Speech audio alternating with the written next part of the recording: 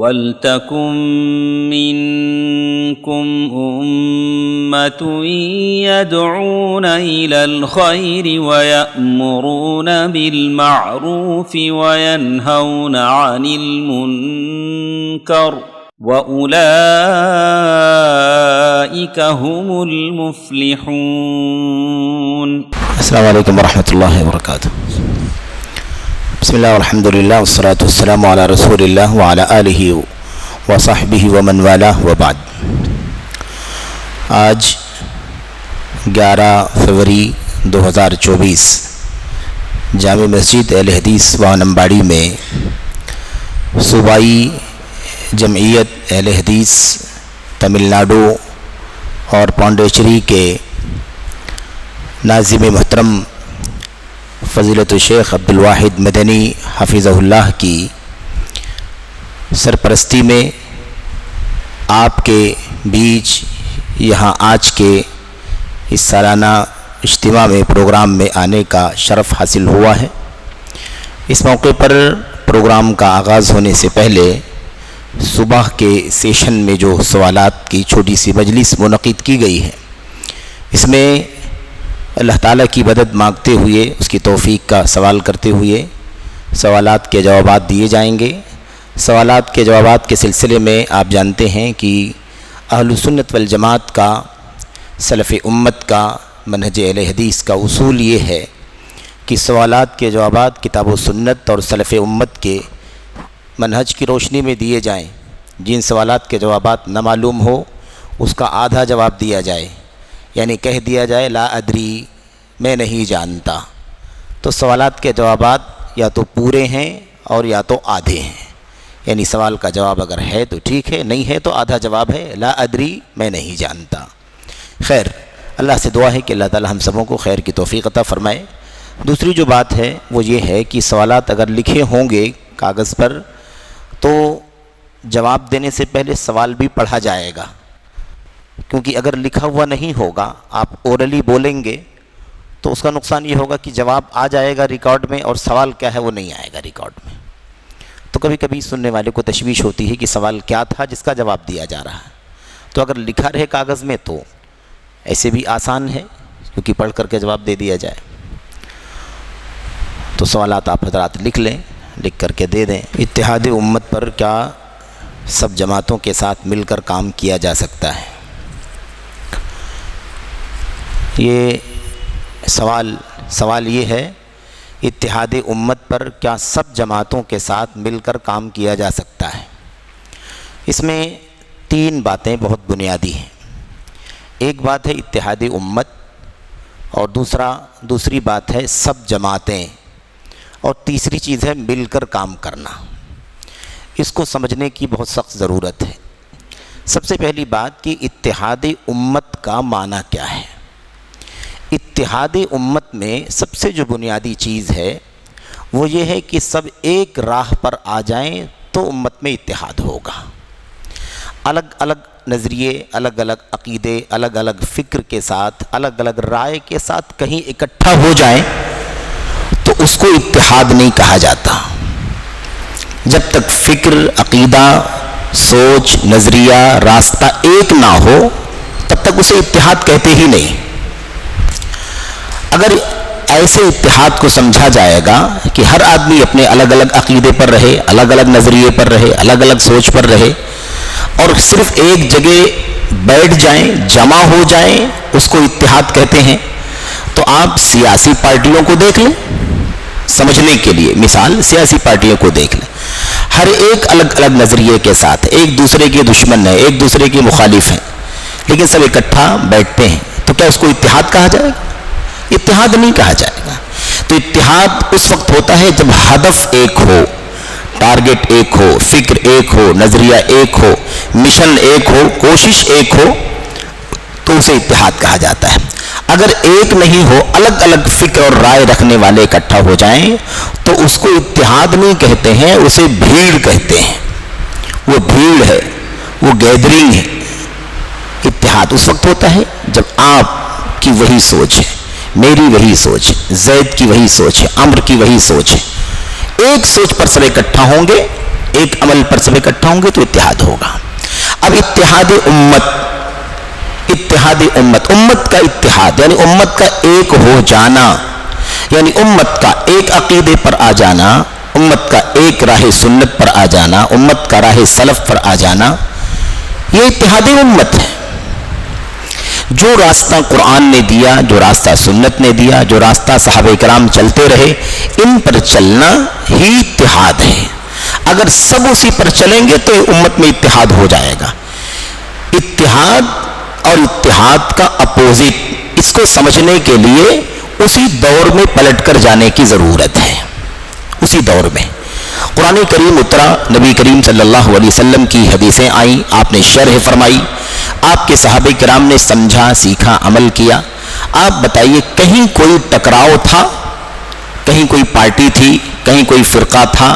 کہیں کوئی انتشار تھا؟ کچھ بھی نہیں تھا. ایک ہی تھے نا سب، اس لیے کہ سب قرآن، سب سنت، سب راہ صحابہ ایک ہی پر سب چل رہے تھے. جب اس سے الگ ہوئے، کوئی نئی چیز نکال کر کے لائے تو اختلاف ہو گیا.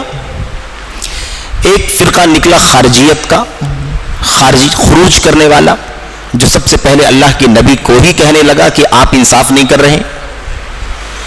یہ پہلی بار امت میں اتحاد کے بجائے اختلاف کی شروعات ہوئی، اور یہ آگے بڑھے تو اختلاف کے بعد افتراق پر آ گئے، یعنی ایک پورا دھڑا بنا لیا. حضرت عمر بن خطاب، حضرت عثمان غنی، حضرت علی بن ابی طالب کی سیرت کا مطالعہ کرنے سے معلوم پڑتا ہے کہ یہ طبقہ اپنے طور پر کام کرتا رہا. حضرت علی رضی اللہ تعالیٰ عنہ کے دور خلافت میں باقاعدہ الگ ہو کر کے ایک جتھا بنا کر کے خلاف ہو گیا. ہم امیر المومنین نہیں مانتے، ہم امیر المومنین نہیں مانتے. اگر کہیں گے بھی آپ کو تو امیر الکافرین کہیں گے، امیر المومنین نہیں کہیں. ایک فرقہ بن گیا. اب آج اسی ٹائم، اب تو بہت فرقے ہو گئے نا، ابھی ہم اتنا دور نہ آئیں، اسی دور میں دیکھیں جب یہ فرقہ وجود میں آیا تھا حضرت علی کے زمانے میں، اگر اس وقت کوئی یہ نعرہ بلند کرتا کہ اتحاد امت ہونا چاہیے تو کیا معنی رہتا بھائی؟ یہی نا کہ وہ جو بغاوت کر کے الگ ہو گئے ہیں وہ بھی اپنی بغاوت کی فکر سے توبہ کر کے امیر المومنین کے ساتھ جمع ہو جائیں، تبھی تو اتحاد ہوتا. اگر وہ اپنی خارجیت کی فکر لے کر کے حضرت علی کے پاس بیٹھ بھی جاتے، فکر نہیں بدلتے، تو کیا اتحاد ہوتا؟ اتحاد نہیں ہوتا. تو اتحاد صرف بھیڑ لگانے کا نام نہیں ہے، اتحاد نام ہے اس اصل مشن پر اکٹھا ہونے کا. یہ ایک غلط فہمی ہے. اتحاد، اجتماعیت، اتفاق، ان الفاظ کو سمجھنے میں کبھی کبھی گڑبڑی کر جاتے ہیں ہم. مسئلہ یہ ہے کہ اتحاد کا معنی ہوتا ہے حق پر ایک ہو جانا. سب آؤ اسی حق پر، میں بھی آؤں، آپ بھی آئیں، آپ بھی آئیں، آپ بھی آئیں. میری کوئی اور فکر ہے، میں اس کو چھوڑ کر اسی پر آ جاؤں جس پر قرآن ہے، نبی کے صحابہ ہیں، صحابہ اللہ کے نبی کی حدیثیں ہیں. آپ کی کوئی فکر، آپ بھی چھوڑ کر اسی پر آ جائیں. تیسرے کی کوئی فکر، وہ بھی چھوڑ کر کے آ جائے. چوتھی کی کوئی فکر، وہ بھی چھوڑ کر کے آ جائے. جب سب اپنا اپنا چھوڑیں گے، اسی اصل راستے پر اکٹھا ہوں گے جو قرآن کا، سنت کا، صحابہ کا راستہ ہے، تو اتحاد ہو جائے گا. لیکن ہم اپنی راہ نہ بدلیں، خارجی خارجی رہے، رافضی رافضی رہے، صوفی صوفی رہے، بدعتی بدعتی رہے، قبر پرست قبر پرست رہے، عقل پرست اعتزالی معتزلی اپنی راہ پر چلتا رہے، صحابہ کو گالی دینے والا گالی دیتا رہے، نبی کی تنقیص کرنے والا تنقیص کرتا رہے، قرآن کریم میں کیڑے نکالنے والا کیڑے نکالتا رہے. لیکن ہم اکٹھا بیٹھ جائیں، ایک مجلس میں، ایک ہال میں گیدر ہو جائیں، تو کیا اتحاد ہو جائے گا؟ نہیں. یہ سمجھنا، تو اتحاد امت کا معنی سمجھنا ہے پہلے. دوسرا ہے کیا؟ جماعتوں کے ساتھ. اسلام میں جماعتیں ہے ہی نہیں. جماعت اسلام میں کیا ہے؟ جماعتیں نہیں ہیں، جماعت. ایک ہی جماعت اسلام کے اندر ہے، اس اصل راستے پر چلنے والی جو قرآن کا راستہ ہے، سنت کا راستہ ہے، صحابہ کا راستہ ہے. اس راستے پر جو چل رہا ہے نا، وہی جماعت. اس راستے سے ہٹنے والا میجورٹی میں ہو، مائنورٹی میں ہو، کم ہو، زیادہ ہو، عرب میں ہو، نان عرب میں ہو، وہ کبھی بھی جماعت نہیں کہلائے گا. اس حق پر جمنے والوں کو جماعت کہا جاتا ہے، چاہے وہ ایک ہی کیوں نہ ہو. اس کی ایک مثال میں آپ کو دیتا ہوں. آپ کا یہ شہر بانمباڑی ہے، یہ مسجد آپ کے یہاں پرسوں سے موجود ہے. اگر مسلمان سب نماز پڑھتے ہیں اس مسجد کے اندر، ٹھیک ہے، تو الحمدللہ سب نمازی ہیں، نماز پڑھ رہے ہیں. لیکن فرض کرو کہ اس میں نماز پڑھنے والے صرف اور صرف پورے شہر کے 100 لوگ ہیں اور بقیہ 900 لوگ، 1000 لوگ اگر رہتے ہیں تو 900 لوگ نماز نہیں پڑھتے ہیں، تو بڑی تعداد نماز نہ پڑھنے والوں کی ہے اور 10% نماز پڑھنے والوں کی ہے. تو کیا 10% کو جماعت کہا جائے گا یا 90% کو جماعت کہا جائے گا؟ 90% لوگ نماز نہیں پڑھ رہے ہیں اور 10% لوگ نماز پڑھ رہے ہیں. یہ اتنے ہیں اور وہ اتنے ہیں. جماعت یہ چھوٹی والی ہے کہ جماعت بڑی والی ہے؟ بڑی تعداد کو جماعت نہیں کہتے ہیں، حق پر رہنے والے کو جماعت کہتے ہیں. وہ 100 لوگ 10% وہ جماعت ہیں اور وہ 90% لوگ جو نماز نہیں پڑھتے وہ جماعت سے نکلے ہوئے ہیں. سمجھ گئے کہ نہیں سمجھ گئے؟ تو جماعت نام ہے حق پر جمنے کا، تو حق پر جمنے والے وہ جماعت، چاہے وہ تھوڑے ہوں زیادہ ہوں. عبداللہ ابن عباس، عبداللہ ابن مسعود رضی اللہ تعالیٰ عنہ نے کہا تھا اپنے شاگرد سے، الجماعت ما وافق الحق ولو كنت وحدک. جماعت وہ ہے جو حق کا ساتھ دے، جو حق پر جمی رہے، حق کے موافق ہو. ولو كنت وحدک، چاہے تم اکیلے کیوں نہ ہو. تو گیدرنگ، بڑی تعداد، میجورٹی زیادہ نہیں دیکھا جائے گا، یہ دیکھا جائے گا حق پر کون ہے. جو حق پر ہے وہ جماعت. تو یہی آپ سمجھ لیں. تو جماعت کس کا نام ہے؟ حق پر جمنے والوں کو جماعت کہا جاتا ہے. جو حق پر نہیں ہے وہ جماعت نہیں ہے، چاہے کتنی بھی بڑی تعداد میں ہو. اسی لیے شیخ ربیع بن ہادی بن عمیر المدخلی حافظہ اللہ نے، شفاہ اللہ نے ایک مستقل رسالہ لکھا ہے اس موضوع پر، مستقل رسالہ. اس رسالے کا نام ہے جماعت واحدۃ لا جماعات، جماعت واحدۃ لا جماعات وصراط واحد لا اشارات. معنی کیا ہے؟ ایک جماعت ہے، بہت ساری جماعتیں نہیں ہیں. ایک جماعت ہے، بہت ساری جماعتیں نہیں ہیں. وصراط واحد لا اشارات، اور صراط مستقیم، راہ مستقیم، راہ عدل و انصاف، راہ توحید و سنت، راہ سلف ایک ہے. لا اشارات، 10 نہیں ہے. ٹھیک ہے نا؟ تو اللہ تعالیٰ کی کتاب میں، نبی کی سنت میں اس مسئلے کو بار بار جگہ جگہ سمجھایا گیا. یہ مختصر بات ہے کہ اصل میں جماعتوں کا تصور اسلام میں نہیں ہے. اسلام میں جماعت کا تصور ہے. اب ہم لوگ جو بات چیت میں کہتے ہیں یہ جماعت، یہ جماعت، یہ جماعت، یہ جماعت، جبکہ وہ سلف امت کی راہ سے ہٹی ہوئی ہے. ٹھیک ہے؟ خارجی ہے، رافضی ہے، صوفی ہے، عقلانی ہے نا، وغیرہ جو بھی ہیں، وہ ہماری اور آپ کی اردو زبان میں جماعت کا لفظ استعمال ہو جاتا ہے کسی بھی سوسائٹی پر، کسی بھی کمیونٹی پر، کسی بھی فرقے پر، کسی بھی ٹولی پر، کسی بھی گروہ پر، اس لیے ہم جماعت کہہ دیتے ہیں. ورنہ اصل میں جماعت شریعت کی اصطلاح میں جماعت ایک ہی ہے جو حق پر چلے. جو حق پر نہیں چلتی ہے وہ جماعت کہلاتی نہیں ہے. تیسری جو بات تھی مل کر کام کرنے کی، تو اب مسئلہ یہ ہے کہ جماعت وہ ہے جو حق پر چلے، اور جو حق پر نہ چلے وہ جماعت نہیں ہے.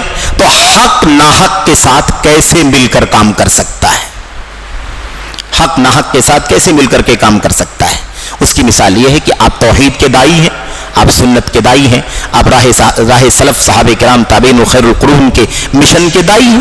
ایک دوسرا ہے وہ کہتا ہے میں یہ سب نہیں دیکھتا، قرآن کی آیت ٹھیک ہے میں اپنی عقل سے سمجھتا ہوں، یہ حدیث ہے اللہ کے نبی کی، میں اس کو اپنی عقل سے سمجھتا ہوں، میری سمجھ میں اگر آئے گی تو مان لوں گا، نہیں سمجھ میں آئے گی نہیں مانوں گا. آپ بتائیے اس کے ساتھ آپ مل کر کیسے کام کریں گے؟ بتائیے آپ کیسے کام کریں گے؟ یہ بہت بنیادی مسئلہ ہے. اور جماعتوں کا جو مسئلہ ہے، جماعتوں کا جو جھگڑا ہے، یہ جھگڑا اصولی جھگڑا ہے. اس میں کوئی جھگڑا نہیں ہے. نماز کے مسائل، روزے کے مسائل، نکاح و طلاق کے مسائل، بہت سارے مسائل ہیں جو اجتہادی ہیں، جس میں صریح دلیلیں نہیں ہیں. ایک سے زیادہ قول ہو سکتا ہے، ایک سے زیادہ رائے ہو سکتی ہے. اس میں کوئی مسئلہ نہیں ہے. اجتہادی مسئلے میں آپ کا اجتہاد کچھ اور ہے، میرا اجتہاد کچھ اور ہے، فلاں امام کا اجتہاد کچھ اور ہے، فلاں عالم کا اجتہاد کچھ اور ہے. کوئی حرج نہیں ہے. اس اختلاف کی بنیاد پر فرقہ بندی، ٹکڑے نہیں ہوتے. یہ معاملہ کہاں کا ہے؟ یہ معاملہ جڑوں کا ہے، اصولوں کا ہے، فاؤنڈیشن کا ہے، بنیاد کا ہے، اس لیے یہ معاملہ بڑا ہی حساس ہے، بڑا ہی خطرناک ہے۔ تو کبھی بھی حق اور باطل کے ساتھ تال میل نہیں ہو سکتا۔ آپ توحید کی دعوت دیں گے، وہ قبر پرستی کی دعوت دے گا۔ آپ سنت کے سامنے اپنی عقل کو حقیر سمجھو۔ صحابہ نے کیا کہا، سلف نے کیا کہا، اتہموا الرأی فی الدین، دین میں عقل کو، لاجک کو متہم کرو۔ اور وہ رائے کی دعوت دے گا، اپنی عقل کی دعوت دے گا، آپ سنت کی دعوت دیں گے، تو دونوں میں کیسے ساتھ مل کے دعوت کا کام کیسے کر پائیں گے بتائیے؟ تو یہ پاسبل ہی نہیں ہے۔ دونوں میں سے ایک ہوگا، یا تو وہ ہٹ جائے آپ دعوت دیں، یا آپ ہٹ جائے وہ دعوت دے۔ توحید کی بھی دعوت، شرک کی بھی دعوت، سنت پر جمنے کی دعوت، عقل پرستی کی دعوت۔ مرجع قرآن و سنت اور صحابہ ہے، اس کی دعوت۔ مرجع صوفیت ہے نا، مثال کے طور پر الہام ہے، کشف ہے، کرامات ہے، جھوٹے خواب ہے، منامات، ان کے ذریعے سے ان کو سورس بنانے کی دعوت۔ دونوں کبھی اکٹھا نہیں ہو سکتے۔ یہ بہت ہی چند باتیں مختصر طور پر ہیں۔ السلام علیکم۔ الیوم اکملت لکم دینکم، آیت کریمہ، رسول اللہ صلی اللہ علیہ وسلم، صحابہ، تابعین، تبع تابعین، پھر امام شافعی، احمد بن حنبل، مالک، ابو حنیفہ، کیا یہی فرقہ ہے؟ قیامت کے قریب 73 فرقے ہوں گے، تو وہ کون ہیں؟ قیامت کے قریب 73 فرقے ہوں گے جو اللہ کے نبی علیہ السلام کی حدیث میں آیا ہوا ہے۔ دین مکمل ہو چکا ہے، یعنی قرآن، نبی علیہ السلام کی سنت، جو کچھ بھی اترنی تھی اتر چکی، آ چکی، دین مکمل ہو چکا ہے۔ اس میں گھٹا نہیں سکتے، گھٹائیں گے تو نقص ہوگا، اور بڑھائیں گے تو بھی نقص ہوگا۔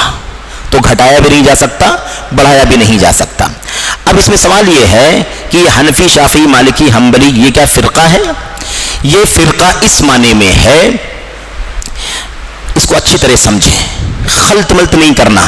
خلط ملط یہ ہے کہ جن ائمہ، صحابہ، تابعین، تبع تابعین، اور پھر یہ ائمہ اربعہ کا نام، ان میں سے کوئی ایک بھی اسٹیٹمنٹ کسی کا کوئی نہیں دکھا سکتا جس نے ہمیں کہا ہو کہ نبی کی سنت کو چھوڑ کر کسی فرد کی بات کو مان لینا۔ نہ امام ابو حنیفہ نے، نہ مالک نے، نہ شافعی نے، نہ احمد بن حنبل نے رحمت اللہ علیہ مجمعین، ان میں سے کسی نے بھی یہ نہیں کہا کہ میری بات کو فالو کرو، میری تقلید کرو، میری بات کو پر عمل کرو، سنت آ جائے، حدیث آ جائے، صحابہ کا قول آ جائے، آیت آ جائے، اس کی تعویل کر دو، اس کو منسوخ مان لو۔ کسی نے بھی یہ بات نہیں کہی ہے۔ یہ ائمہ سب بری ہیں، ان سب نے سنت کی دعوت دی ہے ساری امت کو۔ ان سارے ائمہ نے کس کی دعوت دی ہے؟ سنت پکڑو، سنت، صحابہ کی راہ پر چلو، سب نے دعوت دی ہے۔ تو ان اماموں کا کوئی مسئلہ نہیں ہے، ان اماموں کا کوئی مسئلہ نہیں ہے۔ ان اماموں کے نام پر ان کی وفات کے بعد، اور وفات کے بھی کتنے سال کے بعد؟ تقریباً 300 سال گزر گئے، 301، 2، 3، 4، یعنی جس کو 4 صدی ہجری کہا جاتا ہے۔ اس وقت امت کے اندر یہ فضا بنائی گئی کہ اب امت کو چاہیے کہ وہ 4 ائمہ کے مسلک پر چلے، ان کی کتاب، ان کے فقہ، ان کے فتاوے، ان کے مسائل، ان کے احکام، اسی کو فالو کرے۔ کوئی ایک کو پکڑ لے، کوئی دوسرے کو، کوئی تیسرے کو، جو جس کو پکڑ لے، پھر اس کو اس سے نکلنے کی گنجائش نہیں ہے۔ یہ کب ہوا؟ 300 سال کے بعد، 4 صدی ہجری کے شروع میں، جیسا کہ شاہ ولی اللہ محدث دہلوی رحمۃ اللہ علیہ نے اپنی کتاب حجت اللہ البالغہ میں بھی لکھا ہے، اور دیگر لوگوں نے بھی لکھا ہے۔ سوال یہ ہے کہ پہلے امام کی پیدائش سن 80 ہجری میں ہوئی، امام ابو حنیفہ کی، ان کی وفات ہو گئی، دوسرے پیدا ہوئے، وفات پائے، تیسرے پیدا ہوئے، وفات پائے، چوتھے پیدا ہوئے، وفات پائے 241 ہجری میں۔ کتنے میں؟ 241 میں۔ 80 سے 241، اس بیچ میں 4 ائمہ دنیا میں آئے اور چلے گئے۔ 241 کے بعد 300 سال گزر گئے، 60 سال۔ امام شافعی نہیں، امام ابو حنیفہ مالک نہیں، شافعی نہیں، امام احمد بن حنبل کی وفات کے بعد 60 سال گزر گئے۔ اس کے بعد یہ تقلید کی شروعات کی گئی۔ تقلید نہ تو ابو حنیفہ نے، نہ مالک نے، نہ شافعی نے، احمد بن حنبل نے، کسی نے بھی تقلید کی دعوت نہیں دی، بلکہ میرے پیچھے مت چلو، میری تقلید مت کرو، نہ مالک کی تقلید کرو، نہ شافعی کی تقلید کرو، نہ ثوری کی تقلید کرو، کسی کی تقلید مت کرو۔ جہاں سے انہوں نے علم لیا ہے، جہاں سے انہوں نے مسئلہ بتایا ہے، وہیں سے تم بھی مسئلہ بتلاؤ۔ وَخُذْ مِنْ حَيْثُ أَخَذُوا، تم بھی وہیں سے علم حاصل کرو۔ حلال حرام جائز ناجائز، تم اس کا علم کہاں سے حاصل کرو؟ جہاں سے انہوں نے حاصل کیا. کہاں سے حاصل کیا ہے؟ اللہ کی کتاب سے، نبی کی سنت سے، صحابہ کرام کی زندگی سے انہوں نے علم حاصل کیا ہے. تو تم بھی وہیں سے حاصل کرو. تو ایک بات صاف ہے کہ یہ ان اماموں کا اس میں کوئی دخل نہیں، کوئی قصور نہیں، بلکہ سب بری ہے، سب نے برات کا اظہار کیا ہے.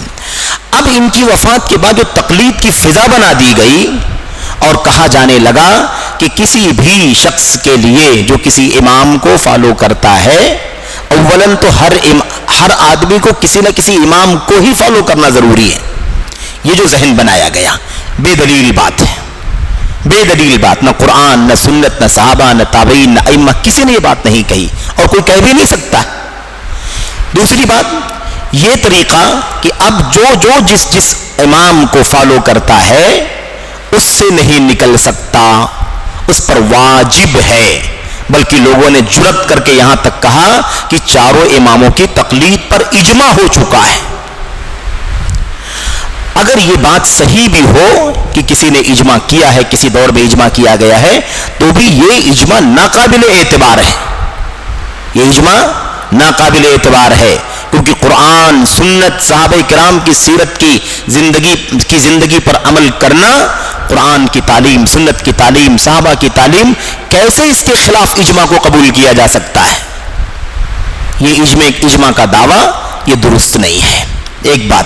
دوسری بات یہ ہے میرے بھائیوں کہ یہ جو تقلید کا مسئلہ آیا، یہ مسئلہ اگر ایسے ہوتا کہ فقہی مسائل میں ٹھیک ہے، امام ابو حنیفہ کا اجتہاد الگ ہے، امام مالک کا اجتہاد الگ ہے، احمد بن حنبل کا، امام شافعی کا اجتہاد الگ ہے. تو اگر اجتہادی مسائل میں کسی موقف پر چلتا ہوں، آپ کسی موقف پر چلتے ہیں، اس پر کوئی پیچیدگی نہیں، کوئی اختلاف نہیں، اس سے کوئی فرقہ بندی نہیں ہوتی، کوئی دلوں میں نفرت نہیں ہوتی، کوئی دوریاں نہیں ہوتی، کوئی دلوں میں کدورت نہیں ہوتی اور نہ ہونی چاہیے. اس بنیاد پر فرقہ واریت پیدا کرنا بالکل بھی درست نہیں ہے. کیوں؟ اس لیے کہ اجتہادی مسائل میں صحابہ کرام میں بھی اختلاف تھا. حضرت عبداللہ بن عمر اور حضرت عبداللہ بن مسعود رضی اللہ تعالیٰ عنہ کے درمیان تقریباً 100 فقہی اجتہادی مسائل میں اختلاف تھا. امام ابن القیم رحمۃ اللہ علیہ نے اپنی کتاب اعلام الموقعین کے اندر بتایا ہے کہ تقریباً 100 مسائل میں ابن مسعود اور ابن عمر رضی اللہ تعالیٰ عنہما کے درمیان اختلاف تھا. لیکن دونوں میں محبت، الفت، قربت، رحمت، ادب، احترام، تعظیم، کوئی فرق نہیں. تو اس میں کوئی پیچیدگی نہیں ہے. لیکن مسئلہ یہ ہے کہ امام ابو حنیفہ، مالک، شافعی، احمد بن حنبل کے نام سے اس طرح سے جڑ جانا کہ حدیث آئے کوئی اعتبار نہیں، قرآن کی آیت آئے کوئی اعتبار نہیں، صحابہ کرام کا عمل آئے، ان کا قول آئے، فقہ آئے، کوئی اعتبار نہیں. یہ چیز یقیناً سنت سے باہر نکلنے والی ہے. یہ کیا ہے؟ سنت سے باہر نکلنے والی ہے. سارے اماموں نے یہ قول سارے اماموں کا ہے، اذا صح الحدیث فهو مذہبی. جب حدیث صحیح ہو، یعنی صحیح حدیث تمہیں مل جائے، جو حدیث ملے وہ صحیح ہو، تو وہی میرا مسلک ہے، وہی میرا اسٹینڈ ہے، وہی میرا مسئلہ ہے. یہ سارے اماموں کی تعلیم ہے. سوال یہ پیدا ہوتا ہے کہ بعض لوگ کھڑے ہوئے اور کہتے ہیں کہ میں جب تک زندہ تھا تب تک حنفی تھا اور مروں گا تو بھی حنفیت پر مروں گا. کوئی کہتا ہے جب تک میں زندہ ہوں میں امام مالک کو اپنا امام مانتا تھا اور مروں گا تو وصیت کر کے جاؤں گا کہ سارے لوگ مالکی بن جانا. کوئی شافعی کہتا ہے کہ میں جب تک زندہ ہوں شافعی ہوں اور مروں گا تو وصیت کر کے جاتا ہوں کہ ان یتشفعوا، سب کے سب شافعی ہو جائیں. میں جب تک زندہ ہوں حنبلی ہوں اور میں جب مروں گا تو وصیت کر کے جاؤں گا ہر آدمی، تمام لوگوں کے لیے ان یتحنبلوا، کہ سب کے سب حنبلی ہو جائیں. یہ کہاں کی تعلیم ہے بتائیے آپ؟ کوئی کھڑا ہوتا ہے اور کوئی کہتا ہے کہ ہر مسئلہ کوئی بھی آیت، کوئی بھی حدیث ہمارے مسلک کے خلاف اگر ہے، یہ ابو حنیفہ رحمۃ اللہ علیہ سے نسبت رکھنے والے امام کرخی کا قول ہے. امام کرخی نے کہیں، یہ اصول الشاشی کے اندر ان کی جو کتاب ہے اس کے اندر یہ کتاب، اصول الکرخی نام کی جو کتاب ہے اس کتاب کے اندر یہ بات موجود ہے، کل آیت او حدیث تخالف مذہبنا فهو اما مؤول و اما منسوخ. کوئی بھی آیت، کوئی بھی حدیث جو ہمارے مسلک کے خلاف ہے، یا تو وہ آیت اس کی تعویل کی جائے گی، یا وہ حدیث اس کی تعویل کی جائے گی، یا وہ آیت منسوخ مانی جائے گی یا وہ حدیث منسوخ مانی جائے گی۔ یعنی آیت کی تعویل کریں گے، حدیث کی تعویل کریں گے، آیت کو منسوخ مانیں گے، حدیث کو منسوخ مانیں گے، لیکن ہمارے مسلک کے خلاف کسی آیت کو، حدیث کو اوپر نہیں لایا جائے گا۔ آپ بتائیے کتنی خطرناک بات ہے یہ؟ یا ایسے ہی فلعنت ربنا اعداد رمل علی من رد قول ابی حنیفہ، جو ابو حنیفہ رحمت اللہ علیہ کا قول رد کر دے اس کے اوپر زمین کے ریت کے ذروں کے برابر لعنت۔ اس طرح کی باتیں کہنے والے۔ اور ہم نے بھی کہیں ذکر بھی کیا تھا کہ جلالین جو تفسیر کی مختصر تفسیر کی کتاب ہے، امام جلال الدین محلی اور جلال الدین سیوطی رحمت اللہ علیہما کی کتاب ہے، وہ 15 پارہ دونوں نے کیا ہے اس کی تفسیر۔ اس کتاب پر حاشیہ لگانے والا ایک مالکی مسلک کا ایک عالم اس کتاب کے اندر لکھتا ہے کہ چاروں مسلک میں سے کسی مسلک میں رہنا واجب ہے، چاہے وہ قرآن کے خلاف ہو، چاہے وہ سنت کے خلاف ہو، چاہے وہ صحابہ کے خلاف جائے،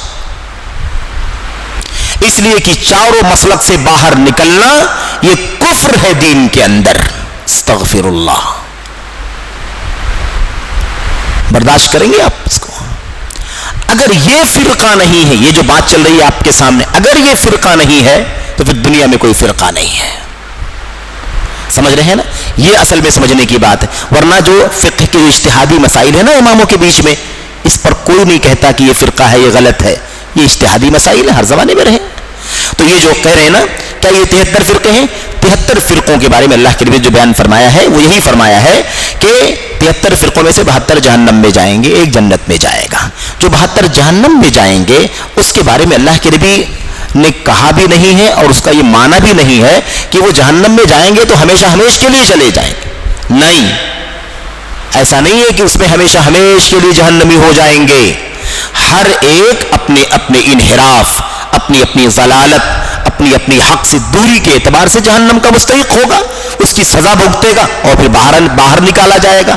اگر کسی کا انحراف، کسی کی گمراہی ایسی ہوگی کہ وہ کفر تک پہنچ جائے تو کفر تک پہنچنے کی جو سزا جہنم میں ملتی ہے ہمیشہ ہمیش والی، وہ ہمیشہ ہمیش والی سزا ملے گی اسے۔ لیکن ایسا نہیں ہے کہ 72 کے 72 فرقے ہمیشہ کے لیے جہنمی ہیں، ایسی کوئی بات نہیں ہے۔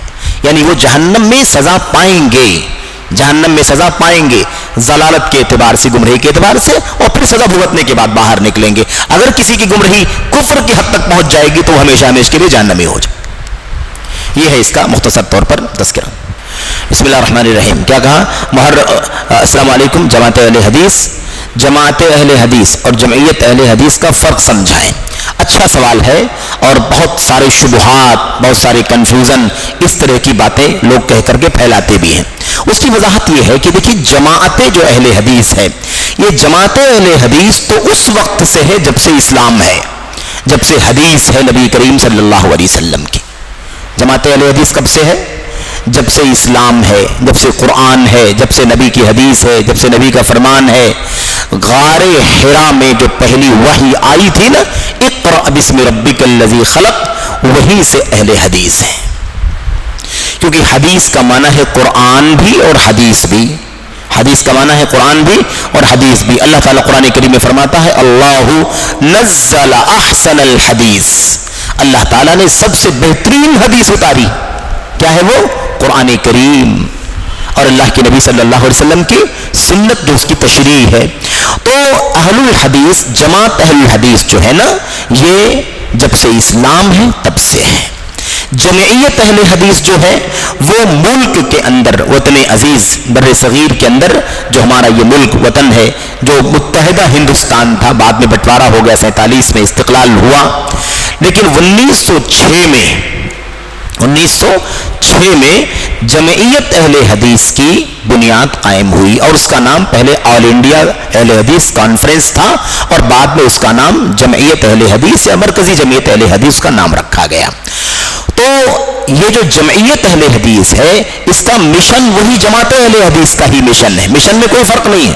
لیکن ملک میں رہنے کے لیے ہمارے ملک کا ایک آئین ہے، ایک دستور ہے، ایک قانون ہے. کوئی بھی جمعیت، جماعت، کوئی سوسائٹی، کمیٹی ہے نا، اگر کوئی کچھ کام کرنا چاہتا ہے، کوئی سرگرمی کرنا چاہتا ہے، ایکٹیویٹیز، تو گورنمنٹ کے قانون کے حساب سے اس ٹرسٹ کا رجسٹریشن ہونا چاہیے. اس کا کیا ہونا چاہیے؟ رجسٹریشن ہونا چاہیے. اس اعتبار سے 1906 میں ملک کے اندر جمعیت اہل حدیث کے نام سے اس کا رجسٹریشن ہوا. یہ ہے دونوں میں فرق. لیکن اب کوئی کہے کہ جمعیت اہل حدیث تو 1906 سے ہے، 1906 سے پہلے نہیں تھی، تو وہ جمعیت کا رجسٹریشن نہیں تھا اس وطن کے اندر، لیکن مشن، کام، دعوت ہے نا، اور پورا جو سیٹ اپ اور نیٹ ورک ہے وہ الحمدللہ جب سے حدیث ہے تب سے ہے. کوئی کہے اہل حدیث کب سے ہے، تو اس کا جواب یہ ہے کہ اہل حدیث تب سے ہے، حدیث جب سے ہے. جب سے حدیث ہے تب سے اہل حدیث ہیں. جمعیت کی جہاں تک بات ہے تو وہ الگ الگ جگہ فاؤنڈ ہو سکتی ہے. کوئی آپ کی وانم باڑی کے بارے میں بولے کہ بھائی آپ لوگ ابھی تک نہیں تھے، اب جمعیت اہل حدیث وانم باڑی تو ابھی 4 سال کی پیداوار ہے، تو آپ اس کو کیا جواب دیں گے؟ یہی بولیں گے بھائی وہ یہاں کے حساب سے فاؤنڈ کی گئی ہے، یہاں کی کمیٹی کا فاؤنڈیشن 4 سال پہلے ہوا ہے سپوز، لیکن اہل حدیث کا مشن کیا 4 سال پہلے سے ہے؟ زمانے سے ہے، عرصے سے ہے، جب سے اللہ کے نبی علیہ السلام کو بھیجا گیا تب سے یہ مشن.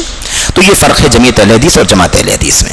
اچھا، اسی لیے بہت سارے لوگ کہتے ہیں کہ بھائی یہ آپ تو ابھی آپ کو 100 سال نہیں ہوئے، آپ کو 150 سال نہیں ہوئے، 100-150 سال پہلے آپ کی کوئی قبر نہیں ملے گی، آپ کی کوئی مسجد نہیں ملے گی.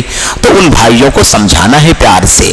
دیکھو ایسا نہیں ہے کہ کوئی آدمی آپ سے نفرت ہی کرتا ہے، آدمی کو علم نہیں ہوتا ہے، اور آدمی جس چیز کو نہیں جانتا ہے اس سے نفرت ہی کرتا ہے. جس چیز کا علم نہیں ہوتا اس سے آدمی کیا کرتا ہے؟ نفرت کرتا ہے، اسے اجنبیت محسوس کرتا ہے. تو ایسے بھائیوں کو پیار سے سمجھانا ہے کہ دیکھو جماعت اہل حدیث ایک مشن ہے، قرآن کا، سنت کا، صحابہ کرام کا مشن ہے. اہل حدیث نام یہ نیا نام نہیں ہے، یہ خیر القرون کا نام ہے. صحابہ کے بیچ میں حدیث کا، اصحاب حدیث کا، صاحب حدیث کا لفظ موجود ہے. تابعین کے دور میں حدیث، صحاب حدیث، اصحاب الحدیث، اہل الحدیث کا نام موجود ہے. یہ کوئی نیا نام نہیں ہے، یہ کوئی 1906 کا نام نہیں ہے، بلکہ یہ لفظ بہت پہلے سے موجود ہے. صحابہ کرام کی زندگی میں، تابعین کی زندگی میں، تبع تابعین کی زندگی میں، اور اس کے بعد اگر آپ دیکھتے چلے جائیں تو آپ کو ہر زمانے میں اہل الحدیث کا لفظ ملے گا. اس لیے غلط فہمی نہیں ہونی چاہیے. ایک سوال ہمارے سامنے ہے. السلام علیکم، تبلیغی جماعت صرف مسلمانوں کی اصلاح کرتے ہیں، غیر مسلموں کو دعوت دین کیوں نہیں کرتے؟ غیر مسلموں میں دعوت دین کا جو مسئلہ ہے، اصل میں یہ سوال تو تبلیغی جماعت کے بھائیوں سے پوچھنا چاہیے، لیکن ٹھیک ہے ایک سوال آیا ہے بھائیوں کی طرف سے تو کوئی حرج نہیں گفتگو کرنے میں. دیکھیے یہ اعتراض جو کیا جا رہا ہے کہ صرف مسلمانوں میں اصلاح کا کام کرتے ہیں، غیر مسلموں میں دعوت دین کا کام کیوں نہیں کرتے، یہ اعتراض ہمارے اوپر بھی کیا جاتا ہے. ہمارے اوپر بھی اعتراض کیا جاتا ہے کہ آپ لوگ غیر مسلموں میں دعوت کا کام نہیں کرتے ہیں. میں آپ کو ایک بات سمجھانا چاہتا ہوں، غیر مسلموں میں دعوت کا کام کرنے سے کسی کو انکار نہیں ہے. ملک، حالات، سیاست، نظام، سسٹم، ان تمام چیزوں کو مد نظر رکھنا، کیونکہ ہم ملک وطن ہندوستان میں رہتے ہیں جہاں کا ایک نظام ہے جو سیکولر نظام ہے، لیکن ہمارے لیے بہت ساری مشکلات بھی ہوتی ہیں، دشواریاں بھی ہوتی ہیں. ایک بات. دوسری چیز یہ ہے غیر مسلموں میں کام کرنا، مسلمانوں میں کام کرنا، اس کو ذرا باریکی سے سمجھیں. ایک شخص کلمہ گو ہے، کلمہ پڑھتا ہے، قرآن، سنت، قبلہ، کعبہ، نماز، مسجد کا نام لیتا ہے، لیکن اس کے عقیدے میں بگاڑ ہے. اس کے عقیدے میں کیا ہے؟ بگاڑ ہے. اس کے یہاں شرک ہے، قبر پرستی ہے، اولیاء پرستی ہے، غیر اللہ سے استمداد ہے، مزارات پر جانا ہے، اولاد کا سوال کرنا ہے، بیماری سے شفا یابی کا سوال کرنا ہے. یہ عقیدے کا فساد ہے. منہج کا فساد ہے، وہ سنت اور صحابہ کی راہ پر نہیں ہے، وہ خارجیت کی طرف جا رہا ہے، وہ رافضیت کی فکر رکھتا ہے، وہ علم سے، علماء سے دشمنی رکھتا ہے، وہ صحابہ کرام کے خلاف بدزبانی کرتا ہے. یہ مسلمان ہے، اسلام کے نام لینے والے کے یہاں یہ سب موجود ہے. عقیدے کا بگاڑ، عمل کا بگاڑ اور منہج اور سنت کا بگاڑ موجود ہے. اب اس کو کیا سمجھا جا رہا ہے کہ مسلمان ہے، ہمارا بھائی ہے. سوال یہ ہے کہ کیا اسلام کا یہ نام لینے والا ہمارا بھائی اس شرک کے ساتھ جنت میں جائے گا؟ کیا بدعقیدگی کے ساتھ، قبر پرستی کے ساتھ جنت میں جائے گا؟ خطرناک ہے کہ نہیں خطرناک ہے؟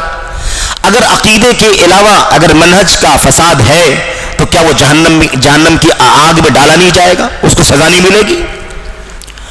تو مسئلہ یہ ہے کہ ہمارا جو سرمایہ ہے، جو مسلمان مانا جاتا ہے، جو ہماری پراپرٹی ہے، ہم اپنی پراپرٹی کو سنبھالیں، اس کو سیکیور کریں، اس کو بچائیں، یہ پہلے ضروری ہے، یا اس کو سنبھالنے کی کوشش کریں جو ابھی اپنا نہیں ہے، اس کو اپنا بنانے کی ضرورت ہے؟ بات سمجھ رہے کہ نہیں سمجھ رہے ہیں؟ بھئی غیر مسلم جو ہیں ابھی اسلام نہیں لائے، ٹھیک ہے، ہم ان کو دعوت دے رہے ہیں، وہ مانیں گے نہیں مانیں گے یہ تو ایک بات کا مسئلہ ہے اللہ کی توفیق اور ہدایت کے اعتبار سے، لیکن یہ تو مسئلہ ہے کہ ہمارا بھائی جو مسلمان ہے، ہمارا بھائی سگا بھائی بھی ہو سکتا ہے، ہمارا اسلام کا کلمے کا بھائی بھی ہو سکتا ہے، لیکن اس کے ہاں شرک ہے، اس کے ہاں کفر ہے، اس کے ہاں بدعقیدگی ہے۔ آپ بتائیے کہ جس کو ہم سمجھتے ہیں کہ مسلمان ہے اور وہ خود اپنے آپ کو سمجھتا ہے کہ میں مسلمان ہوں، جنت میں جاؤں گا، لیکن اس کے عقیدے کے اندر بگاڑ ہے، اس عقیدے کی بگاڑ کے ساتھ وہ جہنم میں جلے گا۔ تو اپنے سرمایے کو سنبھالنا پہلے ضروری ہے کہ دوسری پراپرٹی کو لانے کی ضرورت ہے۔ نیا انکم کریں پہلے یہ ضروری ہے کہ اپنی انکم کو سنبھالیں اور اس کو سیکیور کریں، یہ ضروری ہے۔ بات سمجھ رہے کہ نہیں سمجھ رہے ہیں؟ تو اصل میں یہ سب سے پہلا مسئلہ ہے کہ پہلے اپنوں کو تو سنبھالو، ہمارے اپنے قبر پرستی پیر پرستی کر رہے ہیں، شرک و کفر میں مبتلا ہو رہے ہیں۔ بتائیے ابھی تازہ واقعہ ہے نا ملک کا، تازہ ملک کے حالات کے اندر آپ جانتے ہیں نا، یعنی حالت یہ ہو گئی اسلام کے نام لیواؤں کی، بعض چند نام لیواؤں کی حالت یہ ہو گئی کہ وہ یہاں تک کہنے لگے کہ ہمارے باپ دادا 6 پشت 7 پشت 8 پشت اوپر ہے نا، اوپر جد اعلیٰ، وہاں ہم جاتے ہیں تو ہمارے ماں باپ، ہمارے دادا پردادا اوپر جو ہیں وہ تو سب غیر مسلم تھے، ہم تو ریورٹ ہوئے ہیں، یعنی مسلمان ہوئے ہیں، تھے نہیں مسلمان ہوئے ہیں۔ تو اگر آج بھی ہم کو پھر اگر پلٹ کر کے کفر و شرک کی طرف جانے کی نوبت آ جائے تو کیوں نہیں چلے جائیں گے؟ چلے جائیں گے، کیونکہ ہمارے پاس پورا شجرہ لکھا ہوا ہے۔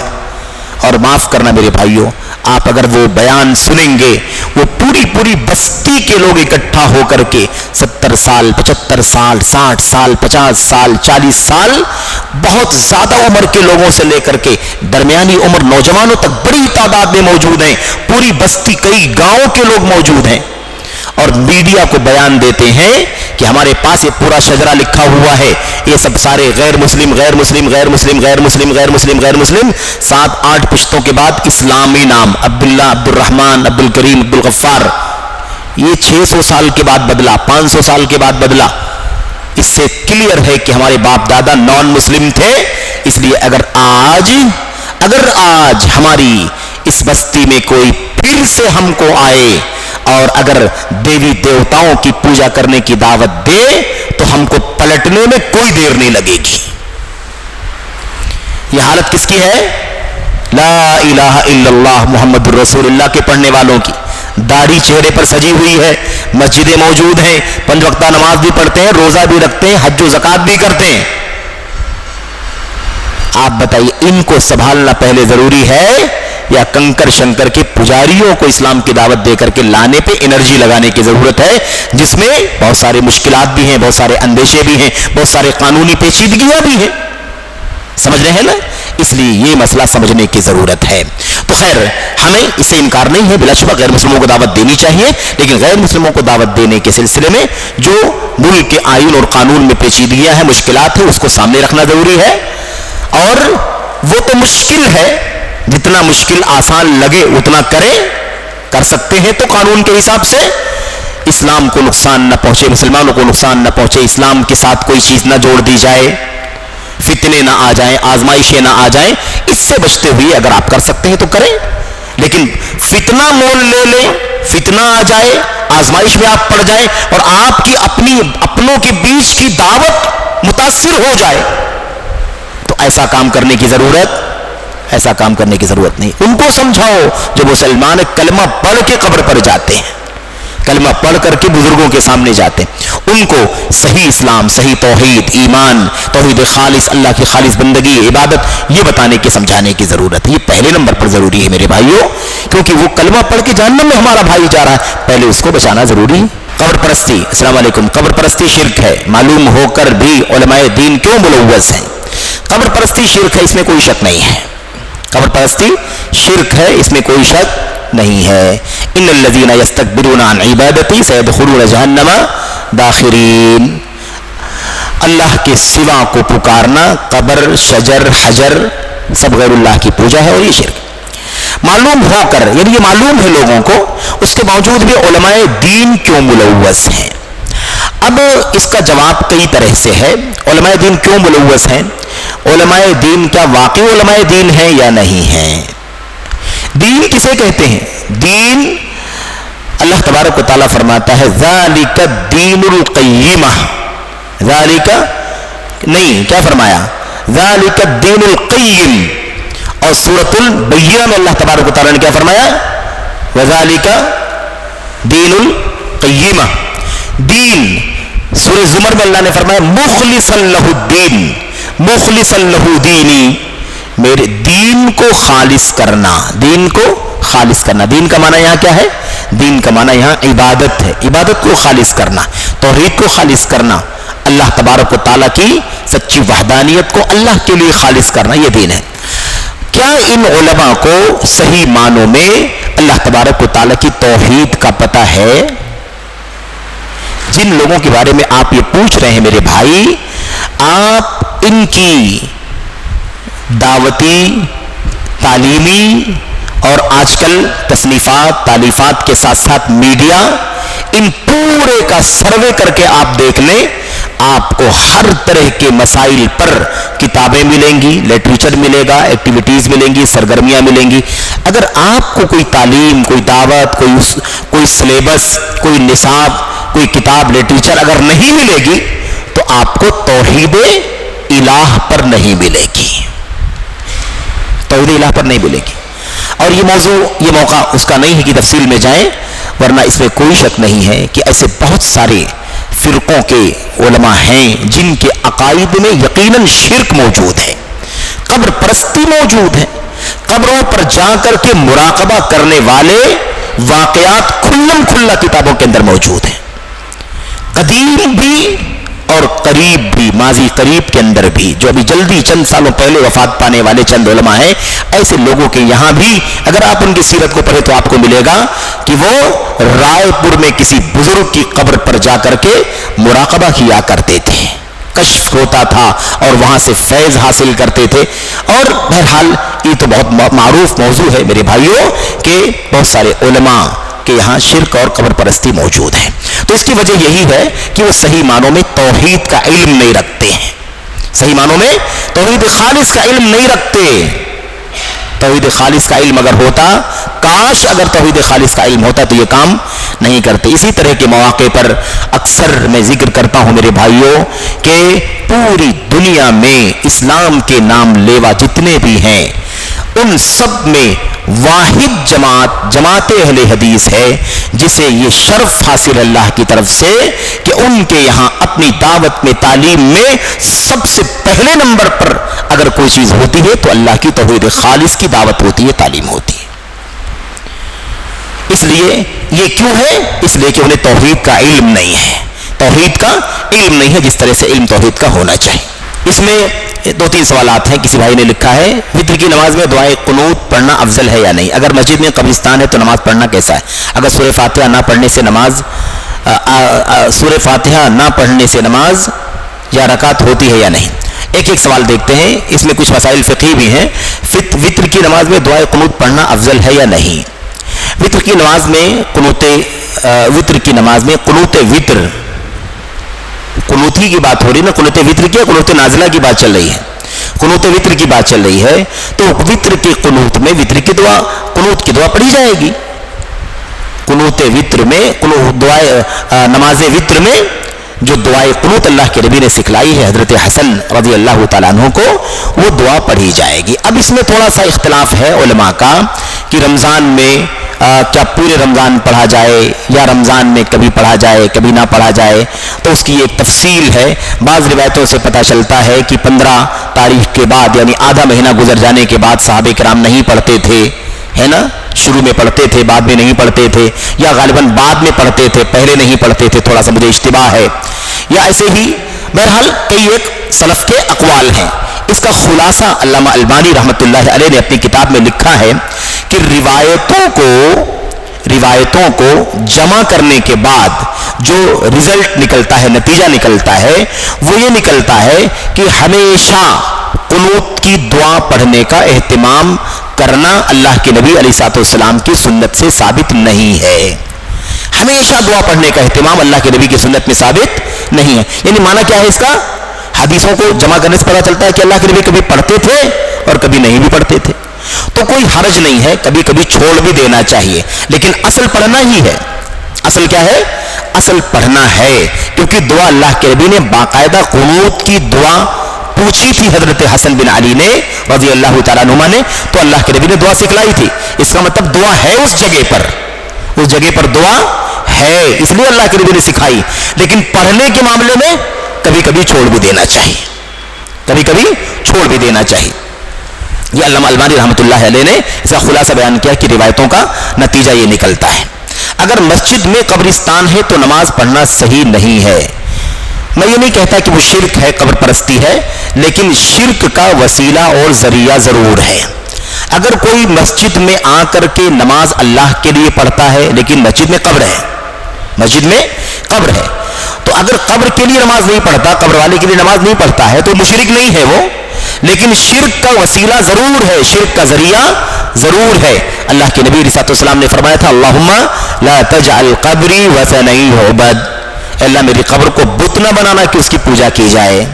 لا تجعلوا بیوتکم قبورا، ہے نا، اپنے گھروں کو قبرستان نہ بناؤ۔ اللہ کے نبی علیہ السلام کی حدیثیں بتلاتی ہیں، جو دونوں حدیثیں ہیں اور بھی حدیثیں ہیں، اسے پتہ چلتا ہے کہ قبروں پر، قبروں کے دائیں بائیں آگے پیچھے، اس کے آنگن میں، اس کے دامن میں کہیں بھی عبادت کرنا درست نہیں ہے، یہ شرک کا ذریعہ ہے۔ اگر اس کی پوجا نہیں ہو رہی ہے تو وہاں پر اللہ تعالیٰ کی عبادت کرنا شرک تک پہنچنے کا ذریعہ ہے، اور اس سے بچنا ضروری ہے۔ اگر سورہ فاتحہ نہ پڑھنے سے سورہ فاتحہ پڑھنے سے رکعت نماز ہوتی ہے کہ نہیں ہوتی ہے؟ صاف بات ہے اللہ کے نبی کی حدیث کی روشنی میں کہ جہاں سورہ فاتحہ نہیں پڑھی گئی وہاں رکعت نہیں ہوگی، نماز نہیں ہوگی، سوائے اس حالت کے جو عذر کی حالت ہے، مسبوق یعنی جو آدمی شروع سے نماز میں نہیں تھا، تاخیر سے پہنچا، پہلی رکعت امام پڑھا رہا تھا، رکوع میں چلا گیا، دوسری رکعت میں تھا، رکوع میں چلا گیا، تیسری رکعت میں تھا، رکوع میں چلا گیا، چوتھی رکعت میں تھا، رکوع میں چلا گیا، تو ایسی صورت میں خود نبی کریم صلی اللہ علیہ وسلم نے سورۃ الفاتحہ کے بغیر رکوع میں شامل ہونے والی نماز کو، رکعت کو دہرانے کے لیے نہیں کہا ہے، ریپیٹ کرنے کے لیے۔ اس سے علماء نے مسئلہ مستنبط کیا ہے کہ اس کی رکعت ہو جائے گی۔ اور دوسری رائے یہ بھی ہے کہ سورہ فاتحہ نہیں پڑھا تو رکعت نہیں ہوگی، لا صلاۃ لمن لم یقرأ بفاتحۃ الکتاب، جو سورہ فاتحہ نہیں پڑھا اس کی نماز نہیں ہوگی۔ اس حدیث کی بنیاد پر ایک دوسرا قول الحمدللہ علماء کا موجود ہے کہ سورہ فاتحہ نہیں پڑھی گئی اس لیے رکعت نہیں ہوگی۔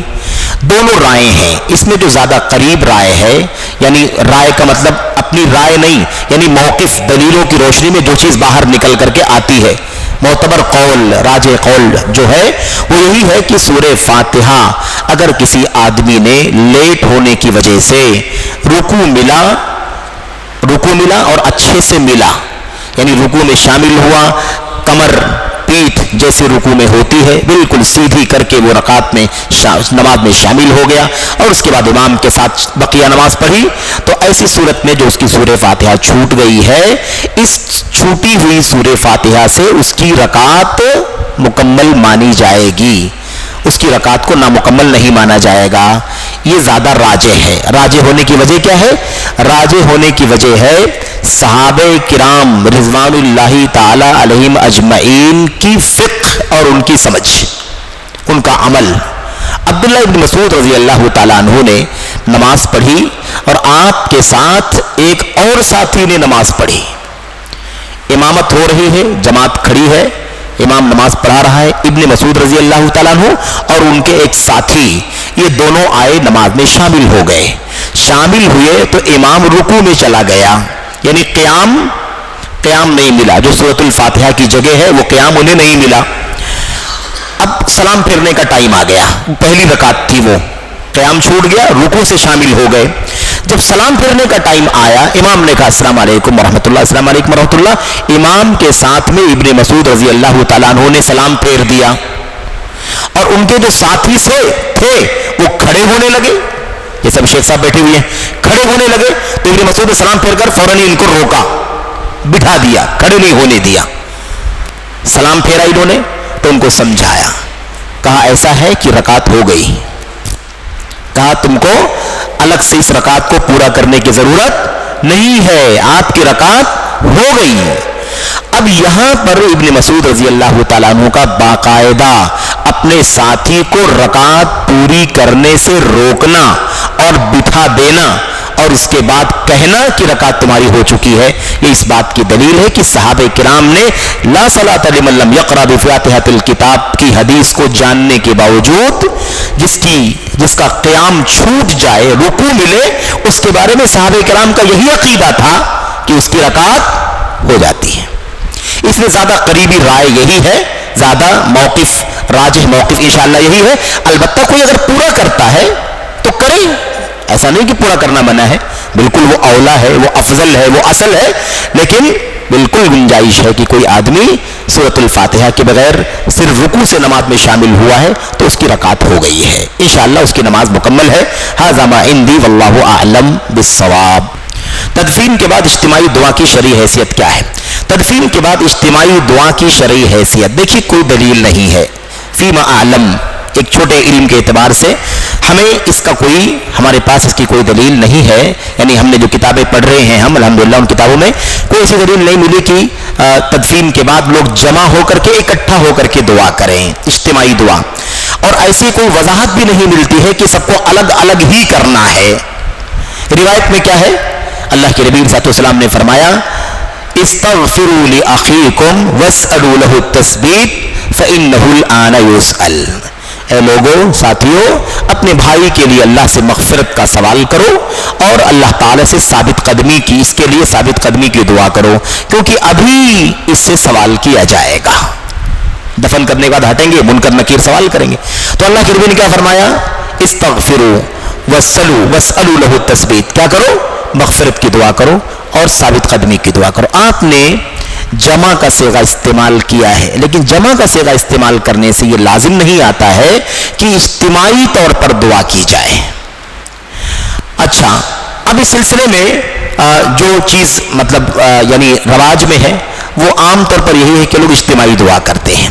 زیادہ اولا اور بہتر یہی لگتا ہے کہ ہر آدمی مردے کے لیے, وفات پانے والے کے لیے مغفرت کی دعا کر لے. اللہم اغفر لہو, اللہم اغفر لہو, اللہم اغفر لہو, اللہم ثبتہ, اللہم ثبتہ, اللہم ثبتہ بالقول الثابت فی الحیات الدنیا وفی الآخرہ. ثابت قدمی کی مغفرت کی دعا کر کے نکل جائے. زیادہ بہتر یہی محسوس معلوم ہوتا ہے کہ چونکہ صراحت سے نہیں ہے کہ اجتماعی دعا کرنا چاہیے, اس لیے اختلاف سے بچنے کے لیے لوگ چلے جائیں, ہر آدمی دعا کرے اور چلا جائے. اب جو لوگ دعا کرتے ہیں اجتماعی, اس کو بدعت کہیں گے, نہیں بدعت کریں گے. تو بدعت کہنے سے پہلے ہمیں توقف کرنے کی ضرورت ہے, کیونکہ دونوں چیزیں الگ الگ ثابت نہیں ہیں. یعنی نہ ایسی کوئی صراحت ملتی ہے کہ الگ الگ کرنا چاہیے, نہ کوئی ایسی صراحت ملتی ہے کہ جمع ہو کر کے دعا کرنا چاہیے. تو کوئی کسی کو بدعتی نہ کہے, نہ وہ اس کو بدعتی کہیں نہ وہ اس کو بدعتی کہیں. لیکن حدیث کی روشنی میں زیادہ قریب یہ لگتا ہے کہ لوگ اپنی اپنی دعا کریں اور نکل جائیں. ھذا ما عندی واللہ اعلم وصلی اللہ وسلم علی نبینا محمد. میلاد النبی کے نام جلسے میں, میلاد النبی کے نام سے جلسے میں دعوت کا کھانا کیسا ہے؟ اسی طرح سیرت النبی کے نام کے جلسے میں دعوت کا کھانا کیسا ہے؟ دونوں جلسوں میں زمین آسمان کا فرق ہے. دونوں جلسوں میں زمین آسمان کا فرق ہے. سیرت النبی کا جلسہ اگر میلاد ہی کے موقع پر میلادیوں ہی کی طرف سے اگر ہو رہا ہے تو بات الگ ہے, ورنہ آپ اگر سیرت النبی کا جلسہ کریں, جی بسم اللہ الرحمن الرحیم, تو بات چل رہی تھی کہ میلاد النبی کے نام کے جلسے میں دعوت کھانا کیسا ہے. سیرت النبی کے نام کے جلسے میں دعوت کھانا کیسا ہے. تو بات یہ چل رہی تھی کہ دیکھیں میلاد النبی پر کوئی جشن منانا یا اس موقع پر کچھ کاریہ کرم کرنا، ایسی کوئی چیز اللہ کے نبی علیہ الصلوۃ والسلام کی سنت میں، صحابہ کرام کی زندگی میں، ان کے بعد خیر القرون اور بعد کے ادوار میں کبھی بھی کوئی چیز ہمارے سامنے نہیں ہے. نبی کریم صلی اللہ علیہ وسلم کی میلاد، آپ کی پیدائش پر جشن منانا اگر یہ درست ہوتا، صحیح ہوتا، تو سب سے پہلے اللہ اپنے نبی کی پیدائش پر جشن منانے کی تعلیم دیتا. اللہ کے نبی خود اپنے بارے میں خوشی مناتے. اللہ کے نبی کے صحابہ سے زیادہ اللہ کے نبی سے محبت کرنے والا دنیا میں کوئی نہیں ہے. وہ اللہ کے نبی کی پیدائش پر خوشی مناتے، جشن مناتے. اس لیے عید میلاد النبی یا میلاد النبی کے نام سے جو کچھ پروگرام چلتے ہیں اور عید میلاد کے نام پر چلتے ہیں، یہ بلا شبہ بدعت ہے. عید میلاد النبی بدعت ہے. اس پر جلسے جلوس کرنا اور یہ کہنا کہ اللہ کے نبی کی سیرت بیان کرنا غلط ہے، اس طرح کی باتیں کرنا یہ درست نہیں ہے. اللہ کے نبی کی سیرت صرف آپ کی پیدائش کی تاریخ کے موقع پر ہی کرنا نہیں ہے. اللہ کے نبی کی سیرت صبح شام زندگی بھر ایک مومن کا، ایک مسلمان کا شیوا ہونا چاہیے. ہمیشہ نبی کی زندگی، نبی کی سیرت، نبی کا اسوہ.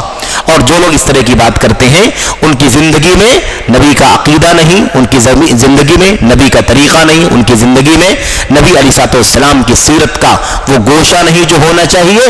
چند چیزوں کو انہوں نے اللہ کے نبی سے محبت کا سب سے بڑا ذریعہ سمجھ رکھا ہے. تو ان جلسوں میں جانا، شرکت کرنا، وہاں کی دعوت کھانا، یہ سب غلط کا سپورٹ کرنا ہے، باطل کا سپورٹ کرنا ہے.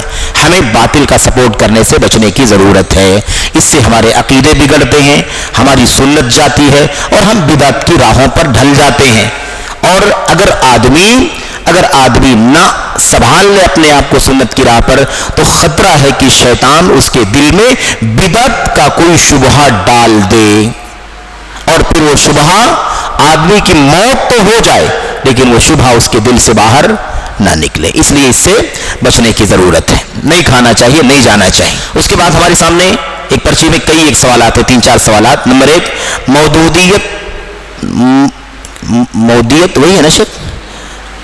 مودودیت کا کچھ غلطیوں کا تذکرہ، یعنی گویا کہ مولانا مودودی صاحب کی کچھ غلطیوں کا تذکرہ. ایک لمبی فہرست غلطیوں کی، میں صرف سرخی بتاتا ہوں آپ کو. ہیڈنگ صرف اور صرف کیا ہے؟ سرخی. سب سے جو پہلا مسئلہ ہے مودودی صاحب کی غلطیوں کے ضمن میں، وہ یہ ہے کہ مولانا مودودی صاحب عقل پرست تھے. عقل پرست، اپنی لاجک کو، اپنی دانشوری کو، اپنی عقل کو سب سے اونچا سمجھتے تھے. اور قرآن کریم کی تفسیر انہوں نے لکھی تفہیم القرآن کے نام سے. اس تفسیر میں قرآن کی آیتوں سے تفسیر، حدیثوں سے تفسیر، صحابہ تابعین کی اقوال سے تفسیر بہت محدود ہے، معمولی ہے. اپنی عقل، اپنی لاجک، اپنی دانشوری کے ذریعے سے انہوں نے تفسیر کی ہے. یہی وجہ ہے کہ مولانا مودودی صاحب نے اللہ تبارک و تعالیٰ کے اسماء و صفات کی تعویل کی، اللہ کے ہاتھ کی تعویل کی، اللہ کے چہرے کی تعویل کی، اللہ کی پڈلی کی تعویل کی، اللہ کے آنکھ کی تعویل کی، اللہ کے سننے کی تعویل کی. تعویل کیا، منمانی اپنی عقل سے اس کا معنی نکالا. اللہ تعالیٰ کے عرش کی تعویل کی. سمجھ رہے؟ نمبر 1 تو عقل پرستی یہ سب سے بنیادی چیز ہے. دوسری چیز، اللہ کے نبی علیہ الصلوۃ والسلام کی حدیثوں کے ذخیرے میں سب سے زیادہ معتبر ذخیرہ امام بخاری رحمۃ اللہ علیہ کی کتاب صحیح بخاری کا ہے. صحیح بخاری کے سلسلے میں اسی عقلانیت کی بنیاد پر انہوں نے ایسی ایسی باتیں کہی جس کی بنیاد پر صرف کوئی 1-2 حدیث نہیں، ساری حدیثیں غیر معتبر بن جاتی ہیں. کہتے ہیں کہ امام بخاری رحمۃ اللہ علیہ کتنے بھی اونچے مقام کے ہیں تو کیا ہوا، وہ بھی تھے تو انسان ہی. کیا اور انسانوں سے غلطی ہو سکتی ہے تو کیا امام بخاری سے غلطی نہیں ہو سکتی؟ ٹھیک ہے. ایسی اپنی عقل کی بنیاد پر اللہ تبارک و تعالیٰ نے انبیاء علیہ الصلوۃ والسلام کو جو معجزات عطا فرمائے ہیں، ان معجزات سے متعلق حدیثوں کو بھی انہوں نے انکار کر دیا. عصمت انبیاء کے نام لے کر کے، نبی معصوم ہے اس نام پر انہوں نے کیا کیا؟ کہا انبیاء معصوم ہے. تو انبیاء معصوم ہے تو انبیاء سے غلطی کیسے ہو سکتی ہے؟ اس اعتبار سے حضرت ابراہیم خلیل اللہ علیہ الصلوۃ والسلام کی وہ کے بارے میں وہ حدیث کہ انہوں نے زندگی میں سراسر کذبات सलासा कज़िबात वाली रिवायत, उसके बारे में बहुत सारी तावील की, बहुत सारी बातें उन्होंने की। ऐसे ही सबसे तीसरी बात यह है कि जमात इस्लामी के बानी मौलाना मौदूदी साहब के यहाँ दुनिया के हर मौजू पर लिटरेचर है, समाज है, सोसाइटी है, लेकिन हुकूमत है, सियासत है, लेकिन अल्लाह तबारक व तआला की तौहीद खालिस की दावत पर कोई तवज्जो नहीं है। तौहीद खालिस की दावत पर कोई तवज्जो नहीं है। चौथी बात यह है कि मौलाना मौदूदी साहब के यहाँ हदीसों का इस्तिख्फाफ है, यानी हदीसों को हल्का, हकीर, मामूली समझना। मिसाल को थोड़ा दाढ़ी के बारे में कहते हैं, किसी का ये समझना कि दाढ़ी वैसे ही रखना चाहिए जैसे अल्लाह के नबी अलैहिस्सलाम दाढ़ी रखते थे। सिर्फ यही नहीं कि मेरे नजदीक ये सुन्नत की डेफिनेशन नहीं है, बल्कि यही नहीं कि सुन्नत की ये तारीफ नहीं है, बल्कि ये खतरनाक बिदात और तहरीफ दीन है। अपनी किताब रसाल वसाइल के अंदर लिखते हैं।